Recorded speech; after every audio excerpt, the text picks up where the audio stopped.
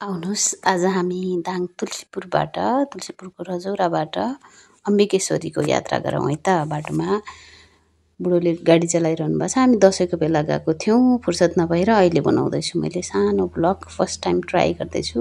हाम्रो सासी मम्मी हुनुहुन्छ, एकदम हँसिली खुसिली रमाइली। अनि बस्दा बस्दै मैले क्यामेराले बन्द गरेँ भनेको त कहाँ कहाँ खुट्टातिर खिचेछु, च्याउ नमान्नु होला। यसलाई एडिट गर्न जानिनँ, त्यही पनि हामी दुईजना सँगै बसेका थियौँ।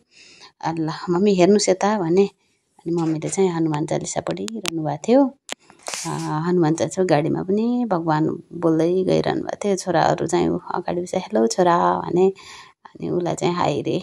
अनि अर्को चाहिँ फेरि मस्त निन्द्रामा गाडी चढ्यो कि उसलाई गाडी लागिहाल्छ कि, दुईवटा छोरा नि त हाम्रो। अनि हामी अहिले चाहिँ बाटोमा हिँड्दा आयौँ, बिजोरीहरू काटेर सकेर यो मजगैँ आइपुग्यौँ है। एउटा यो मात्रै खोला होला जहाँ पुल बनाउनुको लागि सुरुवात गरेको पनि कहीँ देखिँदैन, किन होला थाहा छ? यो घोराई उपमहानगरपालिका र तुलसीपुर उपमहानगरपालिकाको बिचमा पर्यो। जसले गर्दा अब घोराईले गराउने कि तुलसीपुरले गराउने कि भनेर होला, त्यहाँ तछाड मछाड भएर पुल बनाउने सुरसार पनि छैन। खोला आयो भने हामीले विकल्पको बाटो अर्को बाटोबाट पनि हिँड्ने गर्छन् घोराई जानको लागि, तुलसीपुर जानको लागि लामो भयो भने। तर आज चाहिँ हामी यही सरासर गयौँ, नारायणपुर बजारमा आयौँ।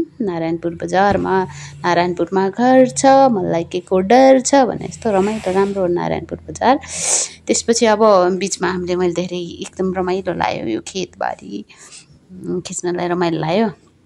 आफूलाई भन्दा पनि मैले बाहिरको सिनारीहरू मनपर्ने भइरह्यो कि खिचेँ टाढासम्म। हेर्न हाम्रो बुढो चाहिँ गाडीमा चढ्नु लाग्यो भने उसलाई के कुराको मतलब होइन, बोल्दा पनि बोल्न। अनि कतिखेर चाहिँ गीत बजाएर मजाले ढाक ढाक नाच्नुहुन्छ। अनि हामी बाटोमा प्रसाद किन्नु पर्यो अम्बिकेश्वरी जानको लागि भनेर ट्राफिक चोक्नेबाट उता जान्छौँ। मम्मी आत्तिनु भएको छ, एकदम डराउनुहुन्छ नि त। गाडी धेरै आयो भने बाटो काट्नलाई हामीले अलिकति केरा स्याउ किन्यौँ चढाउनको लागि, नरिवलहरू पनि किन्यौँ। अनि त्यसपछि फेरि ट्राफिक चोकबाट अगाडितिर लाग्यौँ। मेरो छोरा केरासेरा बोकेको छ, कान्छो छोरा फेरि टुस्स लाएर बसेको छ। मुख हेर्न यति इनोसेन्ट छ यो, के भन्नु। यी बच्चाहरूलाई देखेर चाहिँ यो हामी दसैँको बेलामा आएको थियौँ, त्यहाँ पनि बिहा हुन लागेको रहेछ।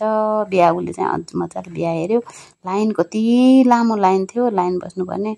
पहिला चाहिँ बुढोलाई लाइनमा, हजुर लाइनमा बस्नुहोस्, हामी यहाँ पूजाको सामान बनाउँदै गर्छौँ भनेर बुढोलाई लाइनमा बसाल्थ्यौँ। अनि म एकछिन हेर न, यसो ठुस्स लाएर लाइनमा बस्नुभएको थियो। मेरो बुढोको टक्कु कपाल ट्याक केले, अनि छोरा हात्ती जस्तो गरेको थियो। अनि पछि हामी पूजासुजा गऱ्यौँ। पूजा गर्ने बेलामा चाहिँ मैले खासै धेरै फोटो भिडियोहरू खिचेन के।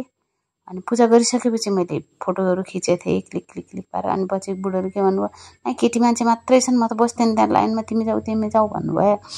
अनि म लाइनमा बसेँ, मम्मी पनि त्यही ठाउँमा आउनुभयो। लाइन हेर्न कति धेरै लाइन हो, नवमीको दिनमा गएको थियौँ हामी। यो चाहिँ कस्तो रमाइलो लाग्यो कि, त्यही भएर खिचेँ लाइनमा बसेको। अनि अम्बिकेश्वरी देवीलाई हामीले पूजापाठ गऱ्यौँ। अनि यो पछाडिपट्टिको गेटबाट आयौँ। बुढोले स्टार्ट गरिसक्नुभयो, हामी जानुभन्दा अगाडि भोक लागेछ क्यारे के भएछ। अनि नरिवल हामीले सिँगै नरिवल चढायौँ है। त्यहाँ हामीले फुटाल्दैन, मैले सकेसम्म नरिवल फुटाल्दैन। ऊ जेठो छोरा यति फटा छ, हाम्रो सासू बिस्तारै टुई गर्दै आउनु लाउनु भएको छ।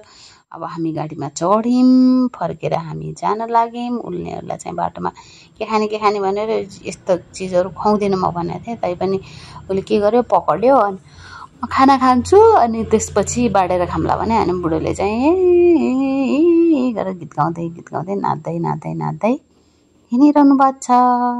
अब हामी फर्किन लाग्यौँ, फेरि आयौँ कहाँ बाटोमा।